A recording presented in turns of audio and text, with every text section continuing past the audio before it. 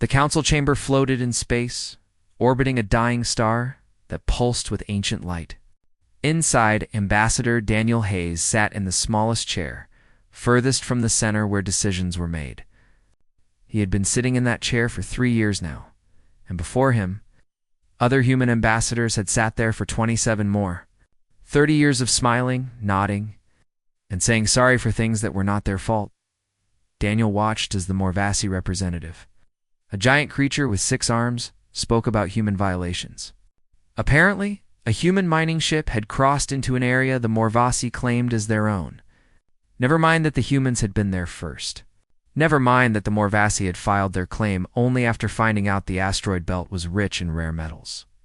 The humans must pay a fine, the Morvasi said, his voice like rocks grinding together. 50,000 credits, and they must leave the system immediately. Daniel stood up slowly. His back hurt from sitting in the uncomfortable chair. We apologize for any misunderstanding. We were not aware of your claim.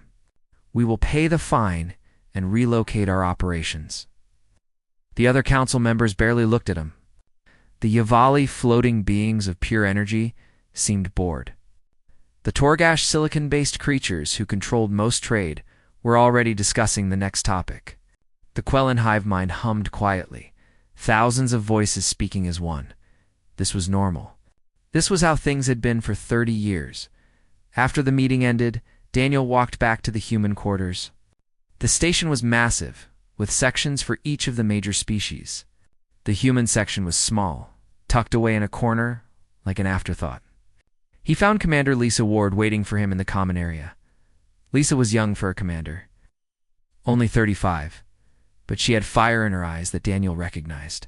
It was the same fire he had felt when he first joined the diplomatic corps, before 30 years of this place had worn it down. How much longer? Lisa asked. She did not waste time with greetings. Daniel poured himself a drink. Real coffee, brought from Earth at great expense. As long as it takes. It took Meridian 7, Lisa said. Her voice was tight with anger. 2,000 colonists. Families. Children. They just took it. And you apologized? I know what I did, Daniel said quietly. Do you? Lisa stood up, pacing the small room.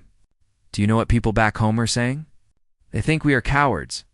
They think we are letting the council walk all over us. Daniel looked at her for a long moment. Then he walked to the door and locked it. He activated a small device that would block any listening equipment. Only then did he speak. Lisa, do you know what Protocol Crimson is? She froze. That is classified above my level? Not anymore. Daniel pulled up a holographic display. For 30 years, we have been playing weak. We smile, we apologize, we pay their fines. And while we do that, we build. We prepare. We wait. The hologram showed ships. Dozens of them.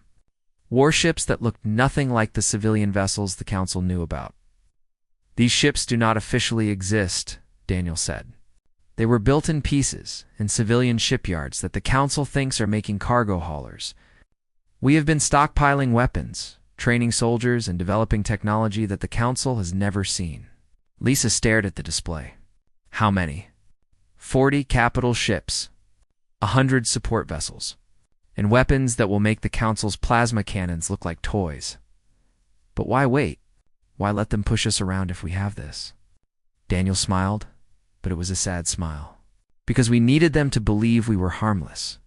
Every inspection they did, every time they bullied us, they became more confident. More careless. They stopped seeing us as a threat. And while they were not looking, we mapped their systems, studied their weaknesses, prepared for the day when we would stop being polite. When? Lisa asked. Soon we were waiting for the right moment. When they push too far? When they think they can do anything to us without consequences? That is when we show them who we really are. On Earth, in a command center buried deep under the Rocky Mountains, General Paul Grant watched the same holographic display. Around him, military leaders from across human space gathered for a meeting that had been planned for years. The council thinks we are weak, Grant said. They think 30 years of diplomatic submission means we will never fight back. They are wrong. He pulled up reports from across human space. Incidents of council ships harassing human vessels, unfair fines, illegal seizures, human citizens imprisoned on false charges. It had been building for years, each incident worse than the last. "We have 48 hours before the Morvasi make their next move," Grant continued. "Our intelligence suggests they are planning to seize 3 more human colonies. They think we will just accept it like we accepted Meridian 7. Admiral Karen Foster leaned forward. "And we are going to let them try." "No," Grant said. "We are going to stop them. And we are going to do it in a way that makes every species in the galaxy understand that humanity is done being pushed around." "That could mean war," someone said. Grant agreed. "But staying quiet could mean extinction. The Council is testing us. Every time we let them take something, they take more. Eventually, they will decide we are not worth keeping around. We need to show them that we have teeth before they try to remove us completely." Back on the Council station, Daniel Hayes sat alone in his quarters. He thought about Earth, about the green hills and blue oceans he had not seen in 3 years. He thought about the colonists on Meridian 7, forced from their homes. He thought about all the humans who had swallowed their pride for 30 years. Waiting for this moment, his communication device blinked. A message from Earth, encrypted and coded. 2 words. Status green. Everything was in place. The ships were ready. The soldiers were trained. The technology was tested. All they needed now was the spark, the incident that would justify what came next. Daniel did not have to wait long. The next morning, a message came through on the emergency channel. A human cargo ship, the New Horizon, had been stopped by a Morvasi warship at Cora Station. The captain, Jake Morrison, was being threatened with impound and imprisonment over a regulation that did not even apply to his cargo. Daniel read the report and felt something shift inside him. 30 years of playing the diplomat, of being the voice of peace and submission. It was time for that to end. He opened a secure channel to Earth. "General Grant, this is Ambassador Hayes. Authorized Protocol Crimson." There was a pause. Then Grant's voice came through, steady and sure. "Confirmed. Protocol Crimson is authorized. All units are go." Daniel stood up and looked out at the dying star. Somewhere out there, human warships were beginning to move. Soldiers were taking their positions. And the galaxy was about to learn that humanity had been paying attention all along. The polite phase was over. Now came the reckoning. Captain Jake Morrison had been flying cargo ships for 15 years. He knew the routes, knew the regulations, and knew how to deal with council inspectors who were looking for any excuse to cause trouble. But this time felt different. The Morvasi warship Dreadclaw had appeared out of nowhere, blocking his approach to Cora Station like a wall of metal and weapons. "Human vessel, stop your engines," the Morvasi commander ordered. "You are being inspected for violations." Jake sighed and brought the New Horizon to a halt. "This is Captain Morrison." "What violation?" "We will determine that during inspection," was how it always went. They did not need a real reason. They just needed to show that they could push humans around whenever they wanted. Jake had been through this before. He would let them search his ship, pay whatever fine they invented, get on with his job. The Morvasi boarding party tore through his cargo hold like they were looking for hidden weapons. They broke open containers, scattered equipment across the floor, and scanned everything 3 times. Jake watched from the doorway, his jaw tight, saying nothing. After 4 hours, they found exactly what Jake already knew they would find. Nothing. The Morvasi commander stood in the middle of the mess. His 6 arms crossed over his massive chest. "There is a fine for wasting our time. 50,000 credits. Jake felt his blood pressure rising. "Wasting your time? You stopped me. I was following every regulation. You signaled criminal intent. How exactly did I do that?" The Morvasi leaned down until his helmet almost touched Jake's face. "I do not explain council decisions to lesser species. Pay the fine, or we take your ship." Jake had paid fines like this before. He had swallowed his anger, transferred the credits, and filed reports that went nowhere. But something in him wanted to fight back this time. Maybe it was the way the Morvasi looked at him like he was garbage. Maybe it was thinking about all the other humans who had been treated this way. Before he could respond, a voice crackled over every speaker in the station. All human vessels. This is Commander Lisa Ward of the Earth Defense ship Valiant. Protocol Crimson is now active. Jake's heart nearly stopped. Every human captain knew what Protocol Crimson meant. It was the code they had been told about in secret briefings. The authorization that meant everything was about to change. For 30 years, humans had been waiting for those words. The Morvasi commander looked confused. What is this protocol? Jake smiled for the first time in hours. It means you should probably leave my ship. Right now, 3 minutes later, the Valiant dropped out of faster-than-light trave. L directly above Chorus Station. Jake watched through his viewport as the human warship appeared, and his breath caught in his throat. She was beautiful. Sleek and angular, covered in weapons he had never seen on a human vessel before. And she was not alone. 6 more ships materialized around her, forming a wall between the station and the Dreadclaw. Commander Lisa Ward's voice came over all frequencies. Morvasi, Vessel, Dreadclaw. You have 30 seconds to release Captain Morrison and withdraw from the docking bay. The Morvasi commander laughed. It was an ugly sound.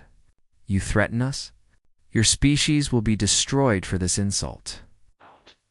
20 seconds. The Dreadclaw was 3 times the size of the Valiant. Its weapons could destroy cities. The Morvasi commander clearly thought the humans were bluffing. He was wrong. At 0, the Valiant fired. The sound was different from Council weapons. No hum of charging plasma, no flash of energy beams, just a sharp crack that Jake felt in his bones. The projectile hit the Dreadclaw's engine and punched straight through the shields like they were paper. A second shot destroyed the weapons array. 2 more shots crossed in front of the ship's bridge, missing by meters. The entire fight took 8 seconds. Ow. This is your final warning, Lisa said, her voice cold. Leave now, or the next shot goes through your bridge. The Dreadclaw's engines flickered to life, damaged but functional. The massive ship turned slowly and limped away from the station, the commander screaming threats about Council retribution. Jake stood in his cargo bay, watching the human warships hold their position. On every screen in Chorus Station, a message began to play. It was in every language the Council used. For 30 years, humanity has followed your rules. We have paid your fines, accepted your insults, and apologized for existing. That ends today. We will not be bullied anymore. We claim our place in this galaxy as equals, not as servants. This is the only warning you will receive. The message was signed by General Paul Grant, Earth Defense Command. Jake sat down heavily on a cargo container. Around him, other human crews were emerging from their ships, staring at the warships above. Some were cheering, some were crying. All of them understood that everything had just changed. On the Council station, Ambassador Daniel Hayes felt his communication device vibrate. Reports were flooding in from across the galaxy. Human ships were moving. Human diplomats were making demands instead of requests. Technologies that Council regulations had forbidden were being revealed. And everywhere, the same message was playing. His assistant, Helen Parker, rushed into the room. Sir, the Council is calling an emergency session. They are saying this is an act of war. Daniel smiled. It was the first real smile he had worn in years. Tell them, we will attend. But we are bringing our fleet. Helen's eyes went wide. Sir, if we bring warships to the Council chamber, there is no going back. There was no going back the moment we fired on the Dreadclaw, Daniel said. He stood and straightened his uniform. For 30 years, he had worn the clothes of a diplomat who apologized for everything. Now, he looked like what he really was. A representative of a species that was done playing weak. Across the galaxy, Council's communication networks lit up with panic. The Morvasi were demanding immediate military action. The Torgash were calculating the economic impact of a war with humanity. The Yavali were trying to read human minds from across space, searching for deception or weakness. The Quellan hive mind was humming with confusion. trying to understand how they had missed the signs of human military buildup in the council chamber. High Arbiter Zelkos of the Yavali gathered the representatives for an emergency meeting. His telepathic voice radiated across the room, angry and demanding. The humans have committed an act of war. They attacked a council enforcer. They must be punished immediately. War Prime Corthan of the Morvasi slammed his fists on the console. My ship was crippled by primitives. We must strike back before they think they can challenge us openly. The Torgash representative Veshrax pulsed with amber light. More concerning than the attack is their hidden fleet. Our sensors detected at least 40 warships. How did we not know about this? Because we were not looking, said the Quellan representative. We thought humans were weak. We thought they would always submit. We were wrong. Zelkos floated higher, trying to project authority. Wrong or not, we cannot allow this challenge to stand. If humans can defy us, other species will try. The Council's authority must be absolute, and perhaps the Council should have treated its members fairly, said a new voice. Everyone turned. Ambassador Daniel Hayes walked into the chamber, flanked by Commander Lisa Ward and General Paul Grant.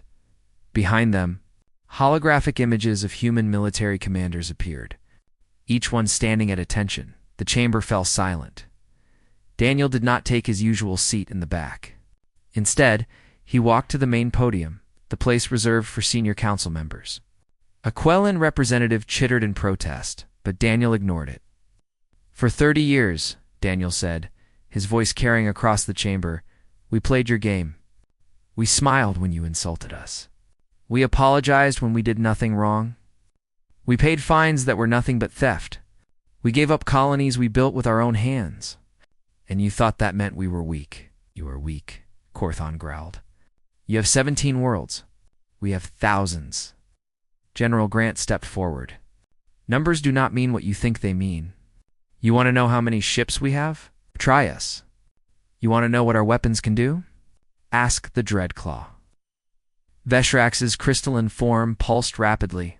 You developed kinetic weapons. That technology is banned under the Velcro's Accords. It's banned for council members, Lisa said. We never signed that treaty. You were too busy treating us like children to bother including us in arms agreements.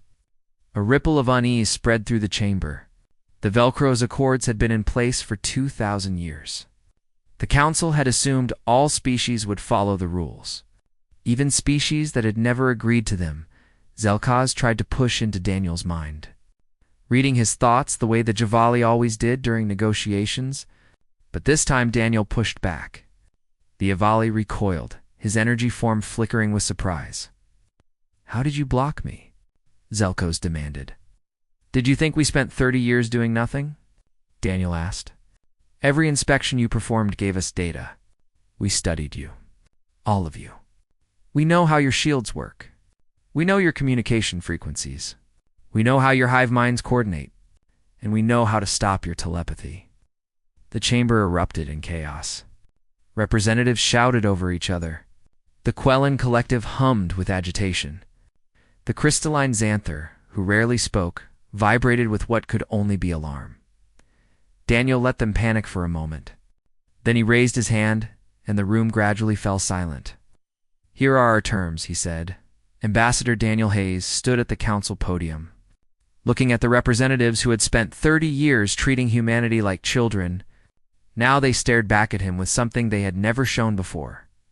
Uncertainty. Our terms are simple, Daniel said. Every human colony that was seized gets returned. Every unfair fine we paid gets refunded. The Military Limitation Act no longer applies to Earth. We pay fair taxes based on our actual territory, not the inflated rates you have been charging. And humanity gets a permanent seat on the Council High Command with full voting rights. The chamber exploded with outrage. War Prime Corthan of the Morvasi stood to his full height, towering over everyone. This is insanity. You are a minor species. You have earned nothing. We earned it by being smart enough to know when we were being cheated, Daniel replied calmly, and strong enough to do something about it. High Arbiter Zelkos floated closer, his telepathic presence probing for weakness. You would risk your entire species for pride? Daniel laughed. It was a harsh sound that echoed through the chamber. Pride. This is not about pride. This is survival. We played nice for 30 years, and you kept pushing. You took our colonies. You imprisoned our people. You treated us like pets. We knew that if we kept accepting it, eventually you would decide humanity was not worth keeping around. General Paul Grant stepped forward, pulling up a holographic map of the galaxy. Red dots marked 73 locations. These are the choke points in the Torgash supply network. Every major trade route goes through at least one of them. We have ships positioned at all 73. You want to fight? Your fleets will not get fuel. Your colonies will not get food. Your economy will collapse in a week. The Torgash representative Veshrox flickered between colors. You would not dare. Try us, Commander Lisa Ward said. The council members looked at each other. For the first time in thousands of years, they were facing a species that was not afraid of them. A species that had planned, prepared, and waited for the right moment to push back. Corthon's six fists clenched. Even if you control the trade routes, you cannot win a military conflict. We have millions of ships. Every single one runs on a supply chain we can cut, Grant said. We have run the numbers. In a direct war, we estimate we can hold out for 3 years before needing to retreat to Earth. In that time, your entire economy collapses. Your subject species see that you can be resisted. Your empire falls apart from within. Zelkos tried again to read Daniel's mind, searching for doubt or deception. He found none. The humans meant every word. You would doom your species for this? The Yavali asked. No, Daniel said. We would save our species by showing you that we cannot be pushed anymore. You have 2 choices. Accept our terms, and we continue as productive members of the galactic community. Or refuse, and learn what happens when you corner a predator. The council called for a recess. Daniel and his team were escorted to a waiting room while the elder races debated in chambers that humans were not allowed to enter. 6 hours passed. Helen Parker brought updates from Earth, where celebrations had already started in some cities. Do you think they will accept? Helen asked. Daniel looked out the window at the distant stars. They will stall. They will try to find a way to make us back down without actually giving us what we want. That is when we show them the next part of the plan. There is more. Daniel smiled. Operation Flashpoint. We have been saving it for when the council tries to call our bluff. On Earth, in the command center under the Rocky Mountains, General Grant watched the countdown timer. 3 hours until Operation Flashpoint would begin. Around him, technicians worked at consoles, monitoring systems across the galaxy. All teams report ready, Admiral Karen Foster said. We are waiting on your orders, sir. Grant looked at the holographic display showing council military installations. Thousands of them spread across hundreds of worlds. Each one about to experience a very bad day. Execute Operation Flashpoint, Grant said. At exactly midnight, Galactic Standard Time, the Council's worst nightmare began. Every major military installation experienced simultaneous system failures. Communication networks went dark. Sensors displayed garbage data. Weapons targeting systems locked up. Ships found themselves unable to engage faster-than-light drives. On the Morvasi homeworld, Corthon watched his command center die. Screens went black. Holographic displays flickered and vanished. Emergency lights cast red shadows across the room. What is happening? He roared. A technician worked frantically at a manual console. Sir, we are experiencing massive system intrusions. Someone has inserted code into our core networks. It is spreading through our entire military infrastructure. How? The code signature's human, sir, but that should be impossible. Our systems are isolated and encrypted. On the merchant world of Telos Prime, Veshrox watched in horror as the Torgash trade network collapsed. Trillions of credits and transactions simply vanished. Supply ships reported navigation failures. Commerce stations went offline. 30,000 years of carefully built economic infrastructure was falling apart. The Quellan hive mind, normally coordinated across 1,000 worlds, found its telepathic links jammed by interference patterns.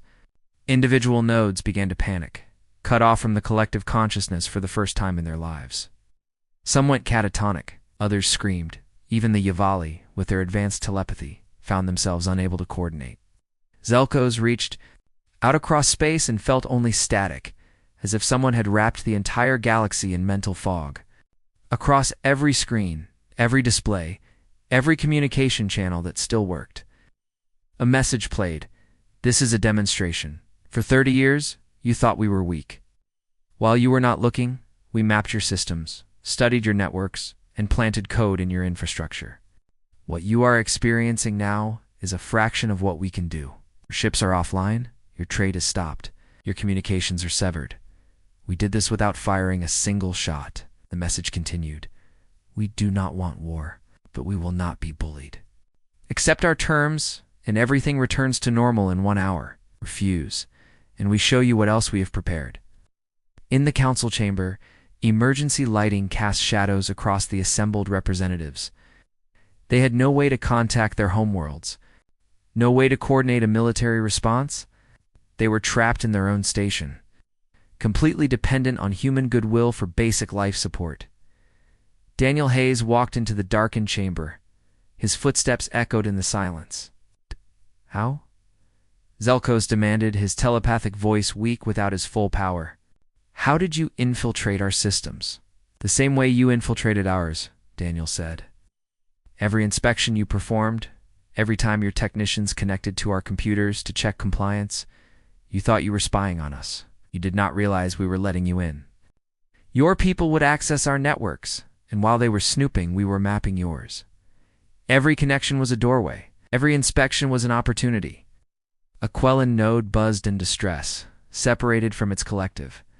You have severed our hive mind. Individual nodes are experiencing trauma. Then accept our terms, Daniel said simply. This ends when you agree. Korthon, even in defeat, tried to maintain dignity. Our technicians will purge your code eventually. Maybe, General Grant said, his hologram appearing in the chamber, but it will take months, maybe years. Every system, every ship, every station. You will have to rebuild from scratch. While you are doing that, pirates will attack your supply lines. Rival factions will sense weakness. Your entire empire might collapse. No, Daniel said. You accept that humanity will not be your victim anymore. We will remove all our code, restore your systems, and move forward as equals. Your choice. The council representatives looked at each other in the dim light.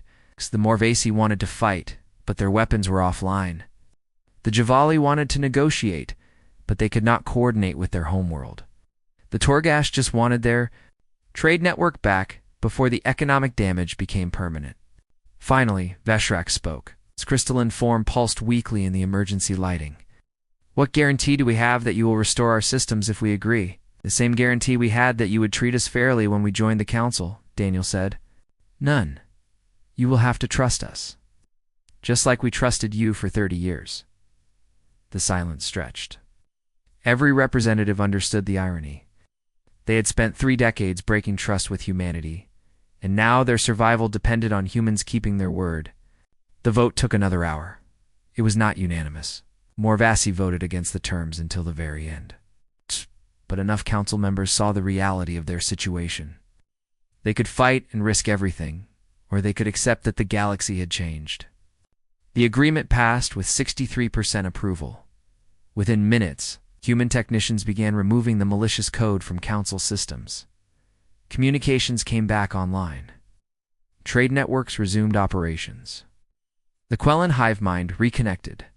Though individual nodes would need counseling for the trauma of separation, Korthan's military command center lit up with status reports showing all systems operational, but nothing would ever be the same. Every species in the council now knew that the polite, submissive humans had been running a long game. I know they had been. Gathering intelligence, building weapons, and preparing for this exact moment while pretending to be harmless. On Earth, people danced in the streets. Humanity had stood up to an empire of thousands of worlds and won without firing more than a handful of warning shots. The news broadcast showed the council agreement, the return of Meridian 7, the refunds of 30 years of unfair fines, but in military command centers and intelligence agencies, the work was just beginning. General Grant stood before his staff, watching as council systems came back online. "Do not celebrate too much," he said. "We showed them our teeth. Now they know we are dangerous. They will never underestimate us again, which means they will start planning how to neutralize us. We need to stay 3 steps ahead." Admiral Foster nodded. "What is our next move?" "We keep building. We keep improving. We make sure that every species in this galaxy understands that humanity earned its place at the table." 3 months after the Crimson Protocols, Ambassador Daniel Hayes sat in his new office. The view was different now. Instead of looking at the council chamber from the cheap seats, he had a panoramic window that showed the neutron star Velcro's prime in all its violent glory. The office was bigger, the furniture was better. Everything had changed, and yet nothing had changed. The Meridian 7 colony was being rebuilt. 2,000 families were returning to their homes. Though many of them were still angry about being displaced in the first place, human ships moved through council space without constant harassment. Though Morvasi patrol vessels still followed them from a distance, the unfair fines had been refunded, along with a formal apology from the Torgash Trade Ministry that everyone knew was not sincere. Commander Lisa Ward entered the office, carrying a datapad. She looked tired. Running security for the human delegation was a full-time job now that the council was actively looking for ways to undermine them. "We have detected increased Morvasi military exercises near human territory," Lisa said, placing the pad on Daniel's desk. "Nothing overtly threatening, but they are clearly testing our response times." Daniel nodded. He had expected this. Council had accepted the terms because they had no choice, but that did not mean they were happy about it. "What about the Javali?" "They have requested cultural exchange programs with Earth. They want to send telepaths to study human mental disciplines." Daniel almost laughed. "Which means they want to learn how we block their mind reading. Deny the request, but offer to send human researchers to study their telepathy instead. Keep it balanced." "You are getting good at this political game, sir," Lisa said with a slig. HT smile. "I have been playing it for 30 years, Daniel replied. "I just get to play it honestly now." On Earth, General Paul Grant stood before a gathering of military commanders from across human space. The underground facility beneath the Rocky Mountains had become the center of human military planning, and today's meeting was about the future. "We won the first round," Grant said, his voice carrying across the room. "But do not mistake that for winning the war. The Council accepted our terms because we demonstrated strength. The moment they sense weakness, they will try to take back everything they gave us." Admiral Karen Foster raised her hand. "What about the minor species?" "We've been receiving messages from a dozen worlds asking about our tactics. Some of them want to follow our example." Grant considered this carefully. The room was silent as everyone waited for his answer. "We help them, but carefully. The Council is already worried about human influence spreading. If they think we are recruiting other species for a rebellion, they might decide we are too dangerous to tolerate." "So we do it quietly," Foster said. "We do it the way we did everything else," Grant replied. "Patiently, intelligently, always 3 steps ahead of anyone watching." In the outer sectors of the galaxy, human traders and explorers found themselves treated differently. Species that had once looked at them with contempt now showed respect, or at least caution. The story of the Crimson Protocols had spread across the galaxy, growing more dramatic with each retelling. Captain Jake Morrison, whose confrontation with the Morvasi had sparked the crisis, discovered he was something of a celebrity. Other traders would buy him drinks and ask about the moment when the Valiant appeared above Cora Station.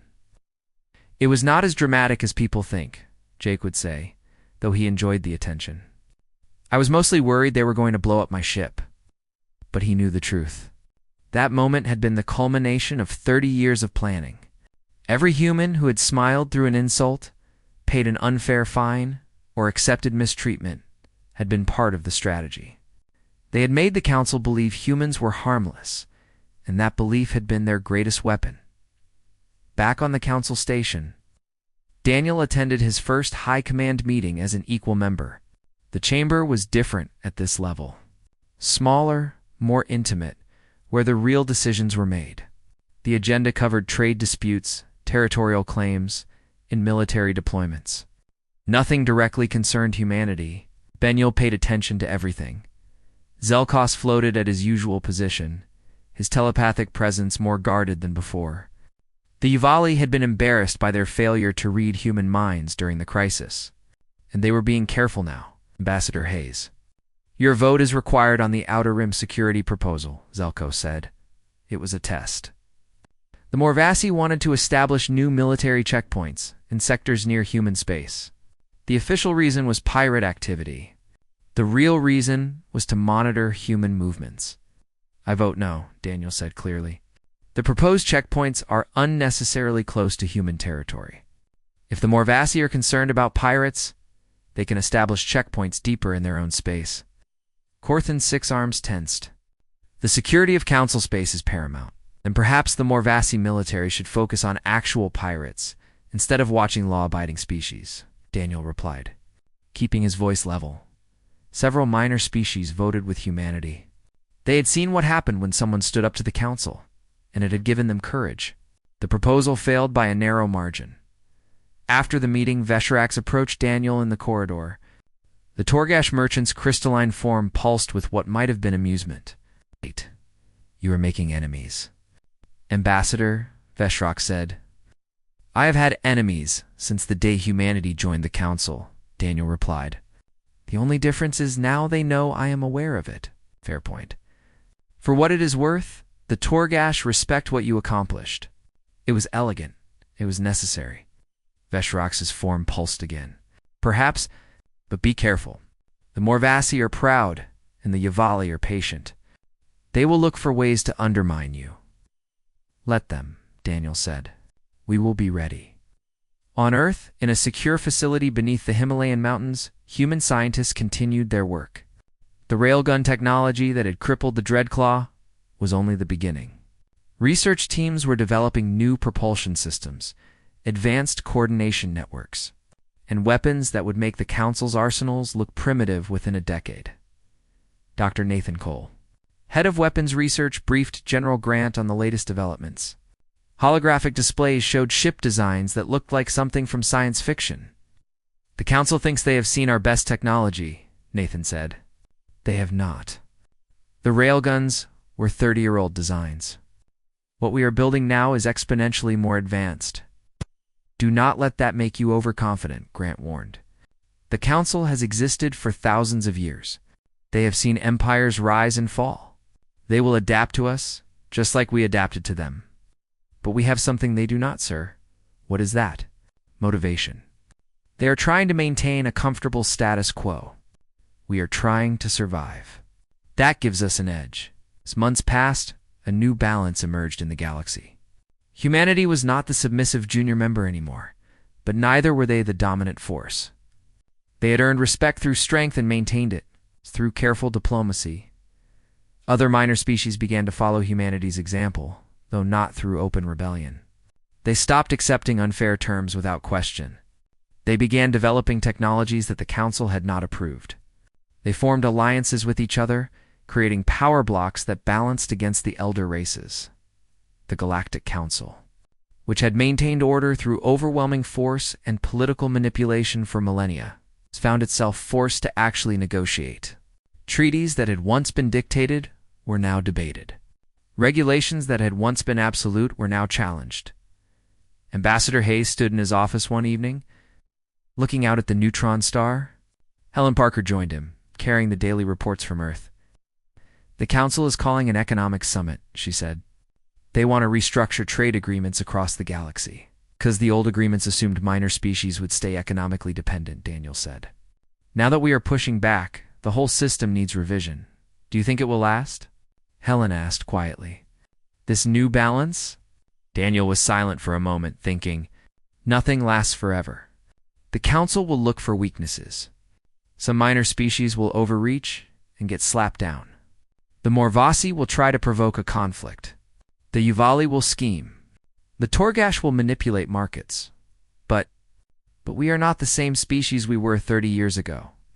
We know how the game is played now. More importantly, the Council knows we will fight back if pushed too far. Helen smiled slightly. So the polite mode stays off?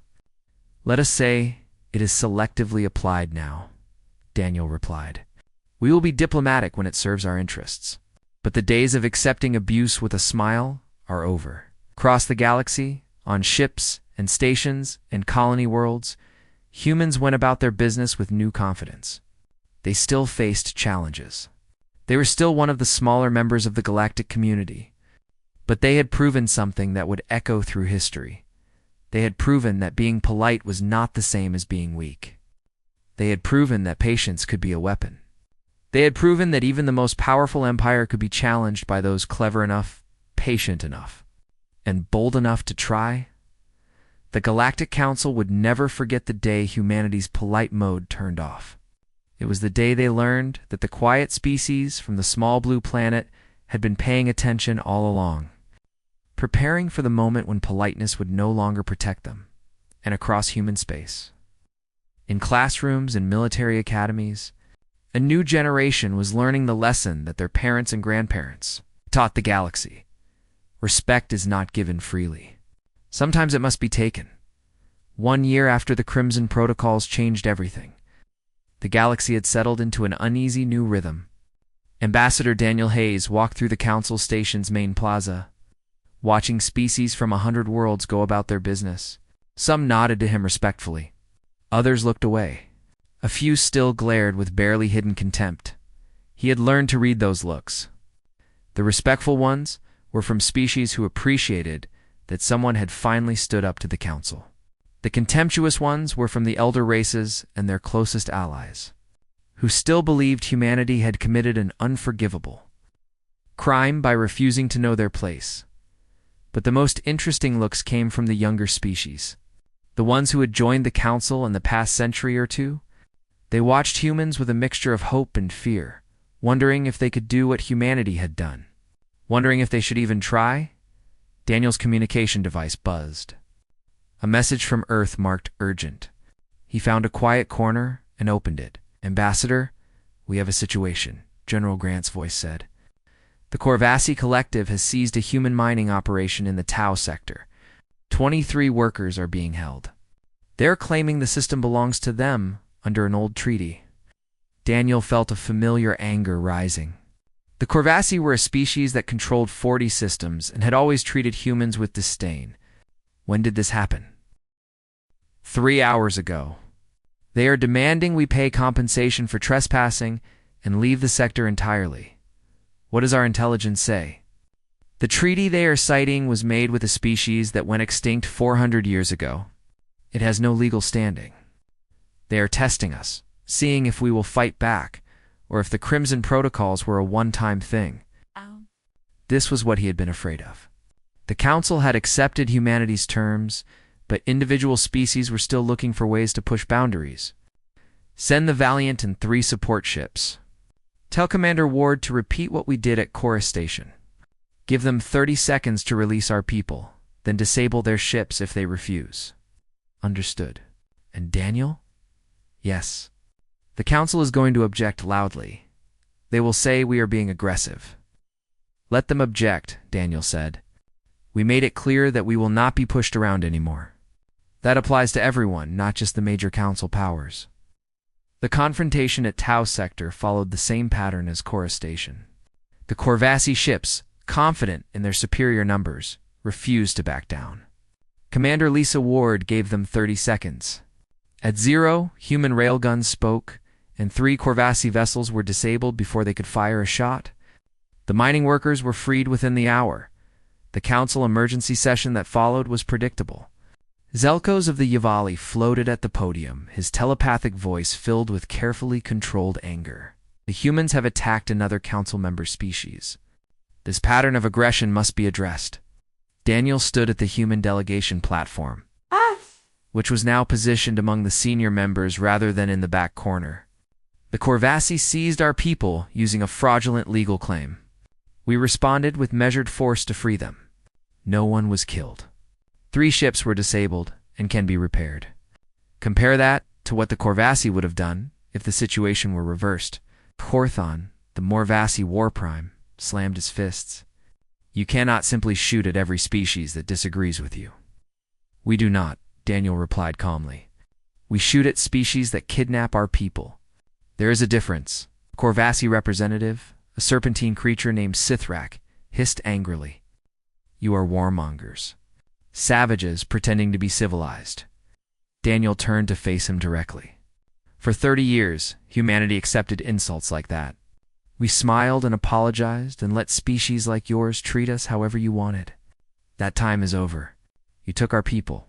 We took them back. If that makes us savages, then I suggest you remember that before you try it again. The vote on sanctions against humanity failed. Too many minor species voted against it, recognizing that if the Council punished humans for defending themselves, it would set a dangerous precedent. But the elder races were furious, and Daniel knew the situation was becoming more volatile. On Earth, the Command Center General Grant watched the vote results with mixed feelings. We are making progress, but we are also making enemies. Admiral Karen Foster nodded. The minor species are starting to follow our lead. The Decian Republic just denied a Morvasi inspection request. The Volan Confederacy is demanding fair representation on trade committees. The elder races are losing control and they blame us, because it is our fault, Grant said. We showed everyone that the Council could be resisted. Now the whole system is destabilizing. Is that a bad thing, sir? Grant was quiet for a moment. It depends on what comes next. If we get a more fair and balanced council, then no. But if we get chaos and war, then yes. We need to be careful about what we have started. Across the galaxy, the changes continued. Human ships now traveled with military escorts, not because they expected trouble, but because they wanted everyone to see that humanity could defend itself. Human diplomats spoke with authority rather than deference. Human colonies expanded into new systems without asking permission first, but with power came responsibility, and that weighed heavily on the people making decisions. Ambassador Hayes sat in a meeting with representatives from 6 minor species who wanted to form an alliance. They called themselves the Free Systems Coalition, and they wanted humanity to lead it. We cannot lead, Daniel said, disappointing them. If we become the face of this movement, the Council will paint it as human imperialism. They will say, we are trying to build our own empire. Then what do we do? Asked the representative from the Athesian Republic. Alone, we are weak. Together with humanity's support, we could demand real change. Form your coalition, Daniel said. Support each other. Trade with each other. Defend each other. But do it as equals, not as followers of humanity. We will trade with you, share technology when appropriate, and stand with you if you are attacked unjustly. But we will not lead you. That is how empires start, and we are not trying to build an empire. Ow. The meeting ended with mixed feelings. Some of the representatives understood Daniel's reasoning. Others felt abandoned, wanting humanity to take a more active role in challenging the Council. Helen Parker, who had been observing the meeting, spoke as the others left. You know, they are going to do it anyway. Form the coalition and look to us for guidance. Probably, Daniel agreed. But there is a difference between being an example and being a leader. One inspires others to find their own strength. The other creates dependence. It's very philosophical for a man who started a revolution. Daniel smiled tiredly. I did not start anything. I just stopped accepting things the way they were. What happens next is up to everyone else. On the Morvasi homeworld, Corthon met with military advisors in a secure chamber. Holographic displays showed human ship movements, colony expansions, and weapon capabilities. They are becoming too powerful, one advisor said. If we do not act now, in 10 years, they will be untouchable. Corthon's 6 fists clenched. I am aware. But a direct military confrontation is too risky. Their weapons are effective, and their tactics are unpredictable. We need a different approach. What do you suggest, Warprime? We make them choose between their principles and their interests. Force them into situations where defending others will cost them more than they are willing to pay. Show the galaxy that human strength has limits. It was a sound strategy, and Corthon was not the only one thinking along these lines. Across the Council, the elder races were adapting to the new reality. They could not simply crush humanity anymore, so they would have to be more subtle. Back on the Council station, Daniel received a message from his daughter on Earth. She was 12 years old and had just learned about the Crimson Protocols in school. Her message was excited, full of pride for what her father had accomplished. He read it 3 times. Feeling the weight of responsibility grow heavier, his daughter would grow up in a galaxy where humans were respected but also feared, where they had proven they could fight but now had to prove they could lead, where the easy part was over and the hard part was just beginning. Commander Lisa Ward found him in his office late that night, staring out at the stars. "You should get some rest, sir. Tomorrow's council session is going to be long." "I keep thinking about the next 30 years, Daniel said. "We spent 3 decades preparing for the moment when we would stop being polite. But what comes after that? How do we maintain what we have built without becoming the thing we fought against?" Lisa was quiet for a moment. "We stay honest. We stay fair. We remember what it felt like to be pushed around, and we make sure we never do that to others." Sounds simple when you say it that way, but it is simple. Following through is the hard part. Daniel nodded. She was right, of course. The hard part was always following through. Across the galaxy, in 100 different systems. Humans were learning to live with the consequences of what they had done. Some colonies thrived, freed from unfair restrictions. Others struggled as the Council found new ways to apply pressure. Some humans became heroes, standing up for the oppressed. Others became just as bad as the oppressors they had fought against. But through it all, one truth remained constant. The galaxy had learned a lesson on the day humanity's polite mode turned off. They had learned that kindness should not be mistaken for weakness, that patience could be a weapon, that a species willing to play the long game could change the rules of the entire galaxy. And in classrooms across human space, young children learned the same lesson. They learned about the 30 years of preparation, about the moment at Cora Station when everything changed, about Operation Flashpoint and the day the Council's systems went dark, but most importantly, they learned why it had happened. They learned that respect must be earned, that strength must be tempered with wisdom, that the greatest victories are won before the first shot is fired. The Galactic Council would never be the same. The galaxy would never be the same. And humanity, the species that had been dismissed as weak and insignificant, had proven that sometimes the most dangerous opponent is the one who has been quietly watching, learning, and preparing for the moment when politeness is no longer enough. Daniel Hayes stood at his window, looking out at the dying star that had witnessed 1,000 civilizations rise and fall. Somewhere out there, other species were watching humanity, wondering if they should follow the same path, wondering if they could. The answer, Daniel knew, was yes, they could. But whether they should and what they would do with that power if they gained it was a question only they could answer.